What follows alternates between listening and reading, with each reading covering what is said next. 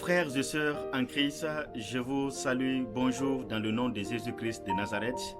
Je bénis le nom du Seigneur qui m'accorde cette opportunité encore de me retrouver avec vous pour continuer la méditation de la parole de Dieu sur le thème l'unité. Hier, nous avons appris en tant que chrétiens qu'il faut cultiver l'unité. C'est ce qui faisait la force de Daniel et ses trois amis.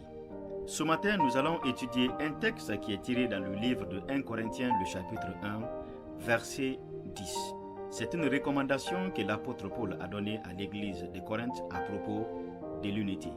Je vais paraphraser le verset. Paul dit « Je vous exhorte par notre Seigneur Jésus-Christ à tenir tous un même langage, à être parfaitement unis dans un même esprit et dans un même sentiment. » L'apôtre Paul, en écrivant cette lettre à l'église de Corinthe, il voulait que l'église de Corinthe cultive l'unité. Et pour cultiver l'unité, l'apôtre Paul les recommande 3 choses à faire et une chose à ne pas faire. Premièrement, il faut d'abord avoir un même langage. Deuxième, il faut avoir un même esprit.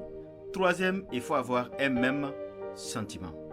Et ce qu'il ne faut pas faire, il ne faut jamais avoir de divisions parmi vous. Frères et sœurs, cette recommandation que l'apôtre a donnée à l'église de Corinthe est valable aujourd'hui pour toutes les églises, pour toute association.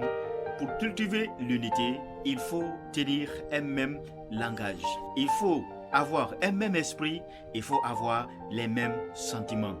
Ce qu'il faut combattre, il faut combattre la division. Parce que la division est l'une des armes du diable pour renverser le peuple de Dieu. Ma prière, mon souhait est que le Seigneur nous aide à cultiver ces 3 choses qui peuvent garantir l'unité. Le même langage, le même esprit, le même sentiment.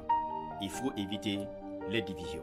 Je vous donne rendez-vous demain par la grâce de Dieu.